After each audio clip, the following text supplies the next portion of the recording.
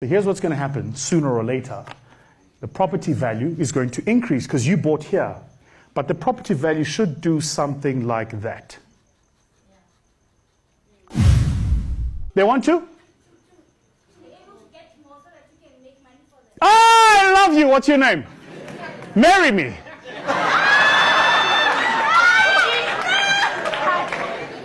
Call me up after this. You and me, girl. We. Are you married? Mubilo. The government wants you to take more debt. Guys, the government is saying, if you can deduct interest before you pay us, what are you going to do? Get more debt so you can pay more interest, so you pay lower tax. The government is stimulating you taking loans. Now, most people don't know where this comes from. 1929, the world went belly up in the crash of the stock markets in the United States. And the only way they could save the economy of the United States is if they could get companies to get more debt, to open more factories, to employ more people, who would earn more wages, who would get more credit so that the economy would grow again. Because people who are employed and have credit buy goods. Companies make goods for consumers to buy. So if I get consumers to buy, I get companies to make goods. If I get companies to make goods, I get them to employ more consumers who buy more goods. You understand? It's a virtuous cycle. But how do I get companies to employ more people? Give them debt that is so cheap they can't say no. So what do they do in the United States? They lowered the effective interest rate to 0. If you were a company hiring, you could take a loan for 0 interest. But you could deduct the entire interest payment from your tax payments. Wouldn't you do it? Hell yeah. I'd open up factories I don't need and employ people I don't like. So that I could not pay money to Praveen. Of course I would. So, why am I telling you this? Because as you grow your business, right now, you're generating revenues. I'm telling you that the minute these revenues come in, go to the bank and get more debt and use that debt to buy more assets. Go to the bank, get more debt, use that debt to buy more assets so that these assets can outgrow your liabilities. So that as your assets outgrow your liabilities, you use the bank's money to get more debt, to buy more assets which outgrow your liabilities. You use the bank's money to buy more debt, to get more assets that outgrow your liabilities. Do you understand it?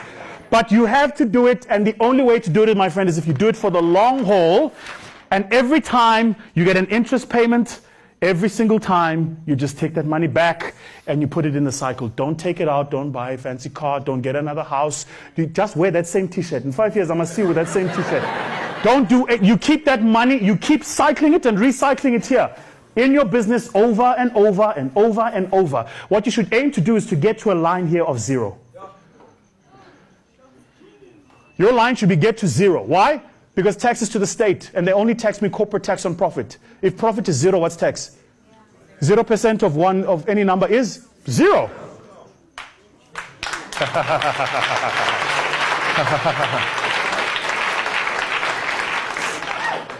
I am what they call in Xhosa, khelekele this point. Make sense? All right, cool. I could keep going, but you got one more question, and then, guys, we have to take a break. We're going to take a 20 or 30-minute break, leg stretch, go to the bathrooms, fix ourselves up. Afterwards, we want to come back. I want to do some presentations, see if you guys have learned anything. Then we have to close. Your last question. Yes, sir. Sure.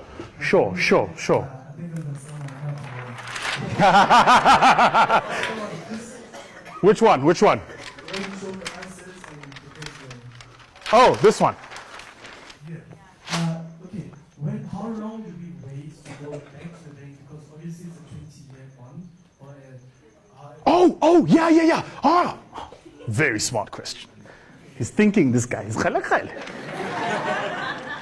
All right, we need another graph. All right, so notoriously property investments, and this is why sometimes property investments go belly up when they say the market is what we call soft. Okay, the market is soft. So looks like this. So you went and bought a property that was listed at R1 million, say, for a period of 20 years, say, at an interest rate of 10%, say, which means your effective bond is 1.1 million. So your effective bond payment is here. But over 20 years, you pay in equal percentages relative to the interest rates attached to that bond a monthly premium, which means the reduction of your interest rate should be, all else equal, assuming the interest rate stays the same, a straight line, like so. However, you and I know this, what do properties do if there's a demand for them? They what? They go up. So right now, you bought a property at $1 million. I would presuppose your property is underwater because you bought it at the retail price and then added an interest rate charge. So you have to wait for the rate of your property value to grow beyond this level. That's what you have to do. But in that meantime, you must keep paying back your monthly payments. I get it. So here's what's going to happen sooner or later. The property value is going to increase because you bought here. But the property value should do something like that. Assuming demand exceeds supply. Right? When this point here hits is when you go to the bank. You say, you know, we bought this thing at $1 million. Your exposure as the bank, because you gave us 10% as the interest charge, is 1.1 million. But the value of the property in the market right now is 1.1 million at this point. Yeah? Then you say, well, your cover ratio is 0. You're taking no further. If you sold today, you'd get your money back. Yeah? Give us more money. The bank's going to tell you, just wait a bit more. And they're probably going to wait until you get to somewhere here. And they'll say, well, the property is now worth 1.4 million. We are happy to extend you an additional 300,000 in credit. That's when you say, thank you. I will take your 300,000 Rand bank and I will use it as a deposit on my next property for 1.1 million.